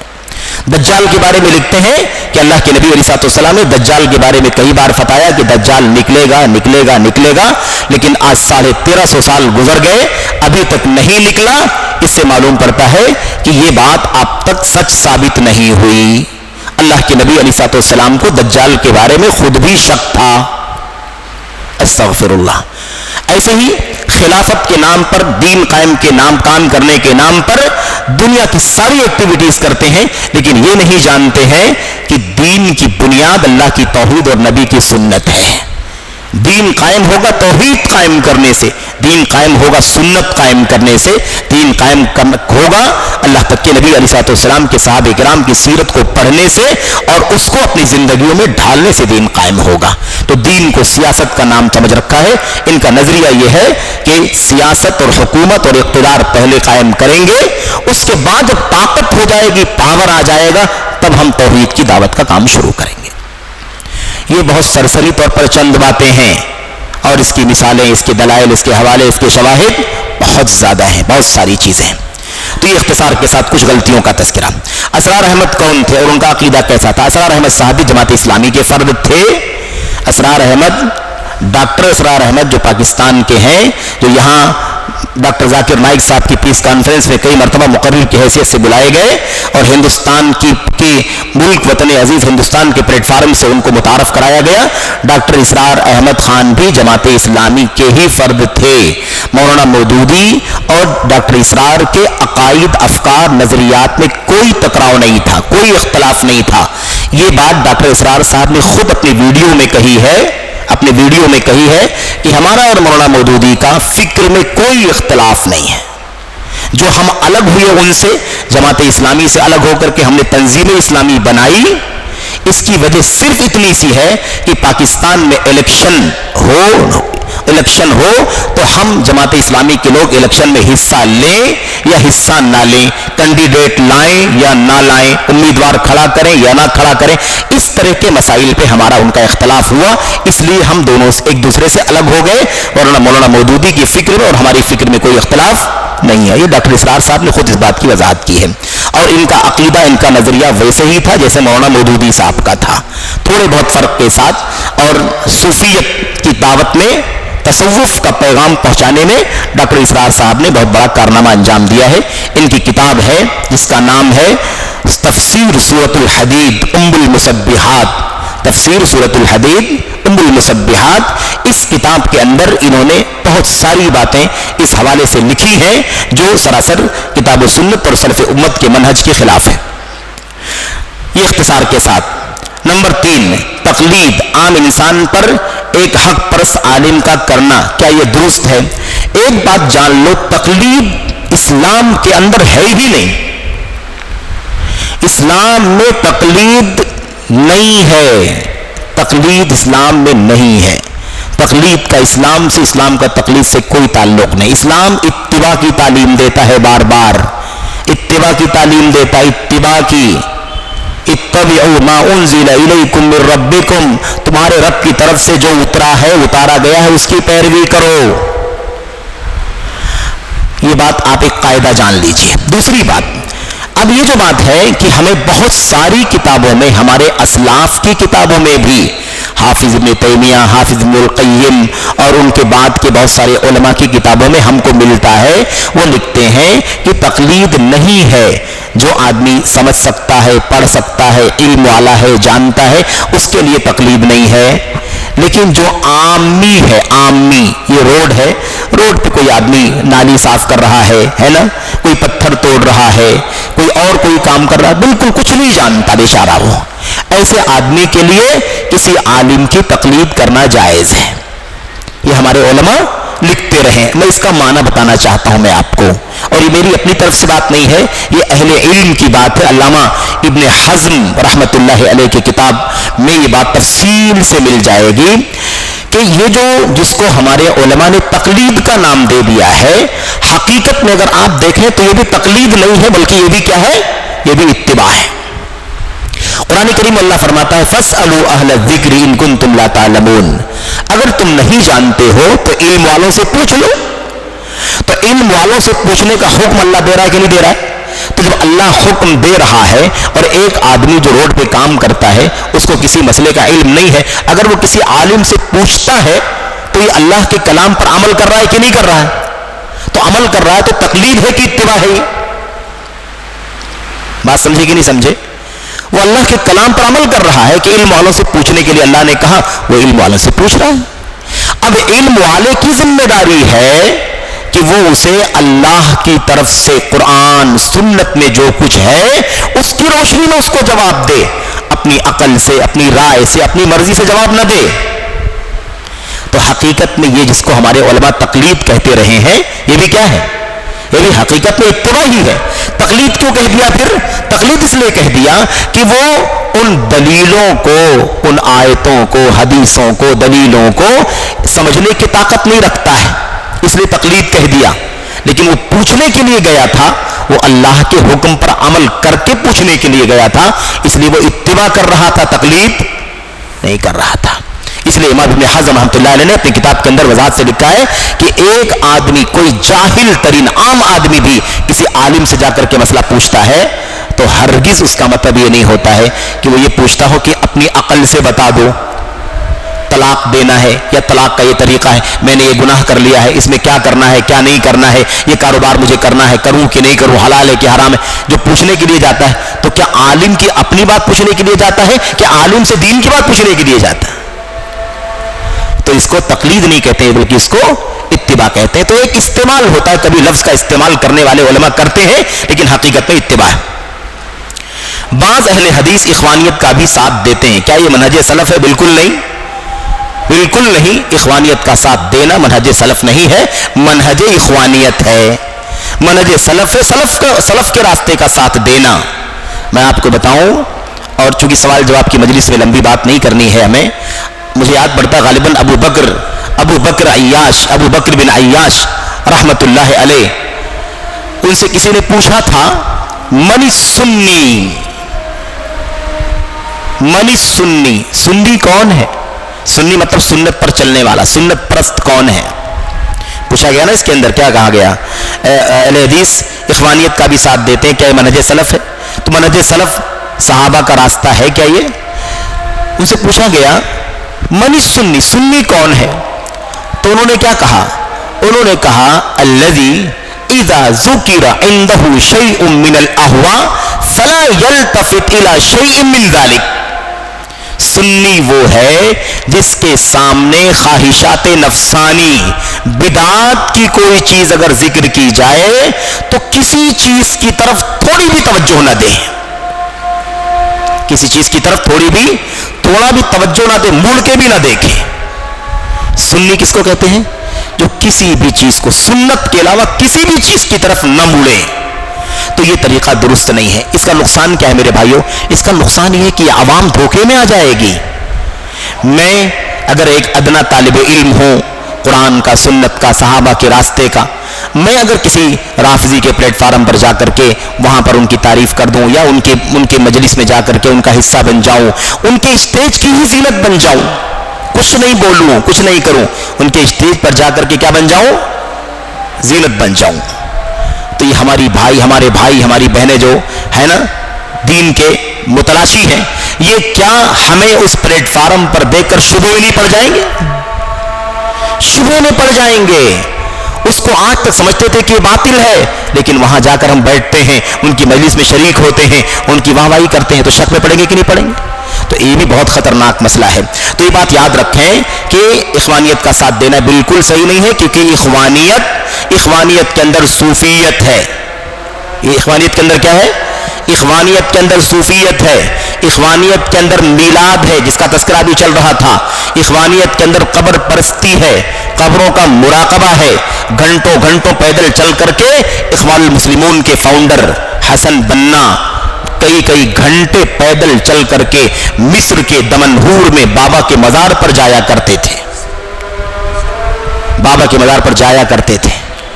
خصافیہ جو صوفیت کا ایک سلسلہ ہے نا، صوفیت کا، اس سلسلے کے مرید تھے وہ.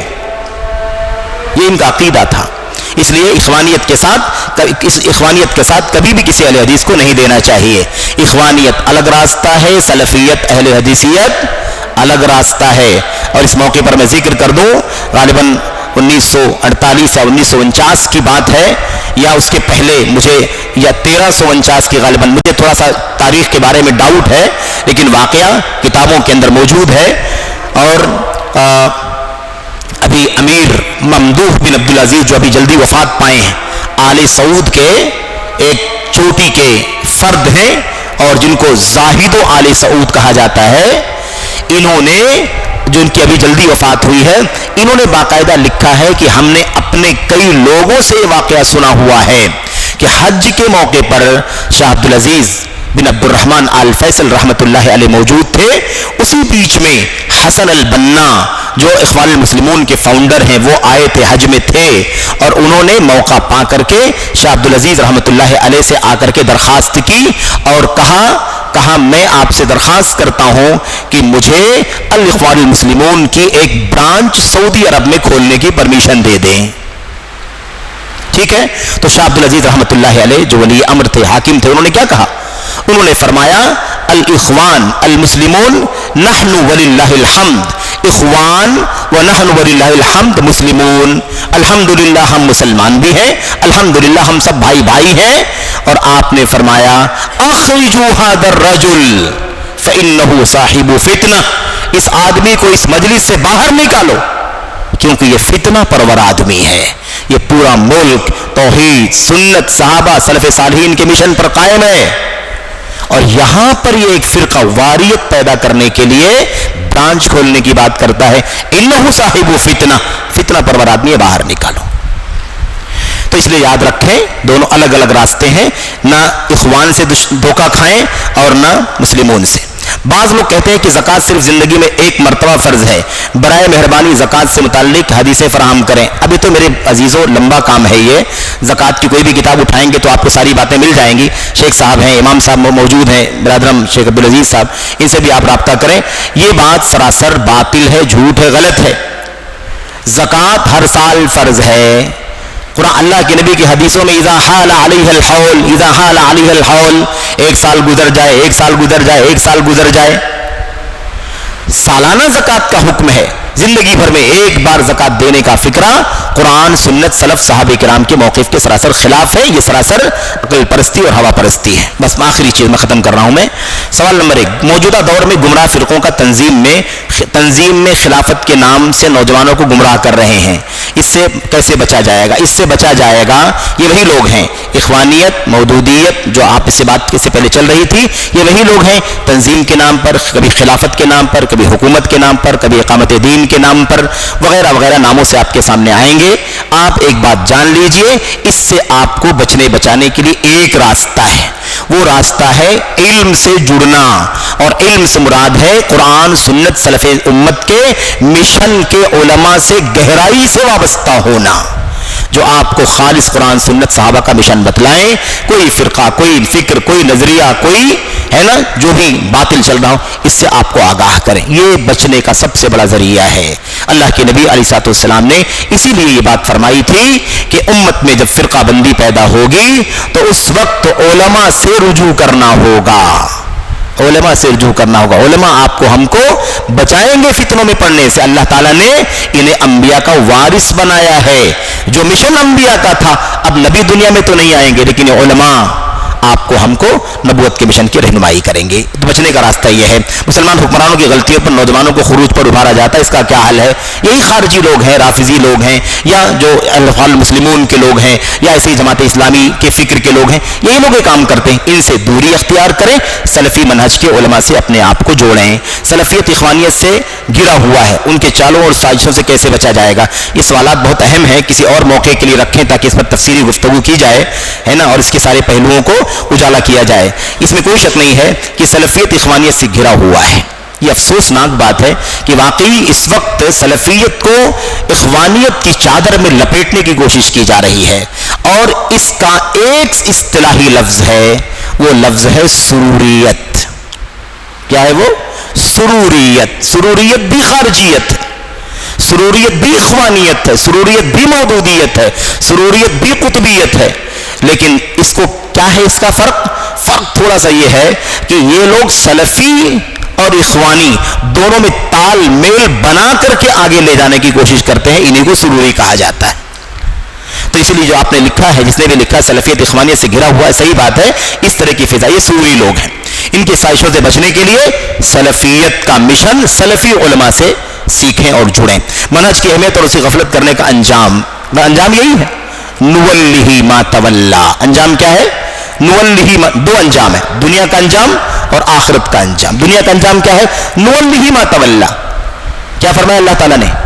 وَيَتَّبِعْ غَيْرَ سَبِيلِ الْمُؤْمِنِينَ. مسلمانوں کے, مومنوں کے راستے کو چھوڑ کر دوسرے راستے کی پیروی, صحابہ کرام کے راستے کو چھوڑ کر فلاں فلاں فلاں فلاں فلاں راستے پر چلنا, اس کا انجام کیا ہوگا؟ نولہ ما تولا. جدھر مڑے گا ادھر ہی موڑ دیں گے. اس ادھر فرقے کی طرف مڑا, اللہ ادھر موڑ دے گا, ادھر مڑا ادھر موڑ دے گا, ادھر مڑا ادھر موڑ دے گا.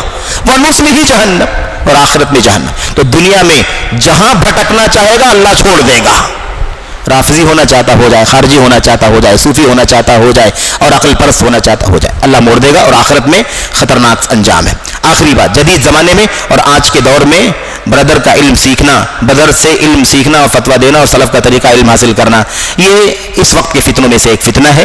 علم اہل علم سے حاصل کرو. ایک کام قاعدہ ہے بھائی, وائرنگ کا کام ایکسپرٹ وائر مین سے کراتے ہو, فرنیچر کا کام ایکسپرٹ کارپینٹر سے کراتے ہو, ہے کہ نہیں, اور بلڈنگ کا کام اچھے ایکسپرٹ آرکیٹیکٹ کو دیتے ہو. ایسے ہی, اور بہت مطلب یہ مثال سمجھانے کے لیے ہے, ورنہ دین اور عقیدے کے معاملے میں دنیا کی مثال دینا بھی دین کی تنقیص ہے, لیکن سمجھانے کے لیے یہ بات کہی جا رہی ہے. اس لیے اللہ واسطے دین کا علم دین کے ایکسپرٹ سے سیکھو, اور باریکی میں جاؤ, دین میں عقیدے کا علم عقیدے کے ایکسپرٹ سے سیکھو, منہج کا علم منہج کے ایکسپرٹ سے سیکھو, فقہ کے مسائل کا علم فقہ کے ماہرین سے سیکھو, تاریخ کا علم تاریخ کے ایکسپرٹ سے سیکھو, فرائض کا علم فرائض کے ایکسپرٹ سے سیکھو, جیسا کہ اللہ کے نبی علیہ السلام نے اپنی حدیثوں میں اس کی رہنمائی فرمائی ہے. یہ آخری بات ہے, بالکل آخری بات, آخری سوال ایک یہ ہے, وطن پرستی نیشنلزم اسلام کی نظر میں کیا ہے؟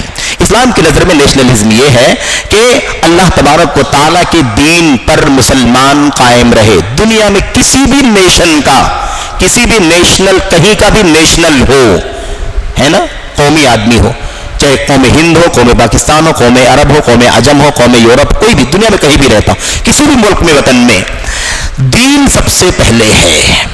دین سب سے پہلے. ہم کہیں بھی رہیں گے اپنے عقیدے سے سمجھوتا نہیں کریں گے. یہ دھرتی اللہ کی ہے, یہ آسمان اللہ کا ہے. یہ اللہ نے دنیا اس لیے بنائی تاکہ اللہ کی دھرتی پر, اللہ کے آسمان تلے توحید کا پرچم لہرائے. آخری دین قرآن کریم کا دین ہے, نبی کی سنت کا دین ہے. یہ اس دنیا کے اندر آباد ہو, اسی دین پر ہمیں قائم رہنا ہے. اس کا سب سے پہلے خیال کرنا ضروری ہے, اس کو آپ ڈیمیج نہ ہونے دیں, اور پھر کسی ملک اور کسی قانون کو آپ فالو کریں, کوئی حرج کی بات نہیں. جب تک کہ آپ کا دین نہ جائے, آپ کا عقیدہ نہ جائے, تب تک آپ فالو کریں. اب مثال کے طور پر آج عقیدے کا مسئلہ ہی چل رہا ہے. ہم اپنے اس ملک میں, وطن میں, جو ہمارا وطن ہے, پیارا وطن ہے, عزیز وطن ہے, ہم سے ایک بہت گہرا ربط ضبط اور محبت ہے اس وطن سے, ہے کہ نہیں. لیکن آج حالت کچھ ایسی بنائی جا رہی ہے کہ مسلمانوں کے عقیدے کو, ان کے ایمان کو, ان کی توحید کو کیا کر دیا جائے, برباد کر دیا جائے. مسلمانوں کو سمجھنے کی ضرورت ہے, وطن سے محبت, اس کے آئین قانون کو فالو کرنا اپنی جگہ پر, اس سے بغاوت نہ کریں، دشمنی نہ کریں، عناد نہ کریں، لیکن اللہ کی توحید کو، نبی کی سنت کو، دین کو کبھی ضائع نہ ہونے دیں۔ ہم ملک کے قانون کو جو مانتے ہیں ملک کا قانون سمجھ کر کے مانتے ہیں، قرآن و سنت سمجھ کر کے نہیں مانتے۔ بہت سارے لوگ اعتراض کرتے ہیں نا، وَمَن لَّمْ يَحْكُم بِمَا أَنزَلَ اللَّهُ فَأُولَٰئِكَ هُمُ الْكَافِرُونَ الظَّالِمُونَ الْفَاسِقُونَ۔ جو لوگ اللہ تعالیٰ کے اتارے ہوئے فرمان سے فیصلہ نہیں کرتے وہ کافر ہیں، فاسق ہیں، ظالم ہیں۔ تو آپ لوگ ہندوستان کا قانون کیوں مانتے ہو؟ ان کو بتاؤ، ہم اس ملک میں رہتے ہیں، ہمارا وطن ہے، ہر ملک میں جہاں بھی انسان رہتا ہے وہاں کا قانون فالو کرتا ہے۔ ہم یہاں کا قانون اس لیے مانتے ہیں کہ اس ملک کا قانون ہے، ہم اس کو دین اور عقیدہ سمجھ کر کے نہیں مانتے، ہم وفادار شہری ہیں۔ اللہ سے دعا ہے کہ اللہ تعالی ہم سبوں کو عمل کی توفیق عطا فرمائے۔ یہ چھوٹی سی مجلس تھی، شیخ محترم ناظم محترم تشریف فرما ہے، امیر محترم بھی مجلس میں تشریف لا چکے ہیں۔ میں ایک ادنا طالب علم ہوں، جو بھی ٹوٹی پھوٹی باتیں آپ کے سامنے کہی گئی ہیں، اس میں جو کچھ حق ہے، درست ہے، وہ اللہ تعالیٰ کی طرف سے ہے، اللہ کے فضل کا حصہ ہے۔ جو کچھ غلط ہے، باطل ہے اور بے بنیاد ہے، وہ سب میری طرف سے ہے، شیطان کی طرف سے ہے۔ میں اللہ تبارک و تعالیٰ سے توبہ کرتا ہوں، استغفار کرتا ہوں۔ اللہ تعالیٰ ہم سب کو حق جاننے کی، حق پر عمل کرنے کی، حق پر ثابت قدم رہنے کی اور حق کی دعوت دینے کی توفیق عطا فرمائے، آمین رب العالمین۔ وصلی اللہ وسلم وبارک علی نبینا محمد وعلی آلہ وصحبہ اجمعین۔ والسلام علیکم ورحمۃ اللہ وبرکاتہ۔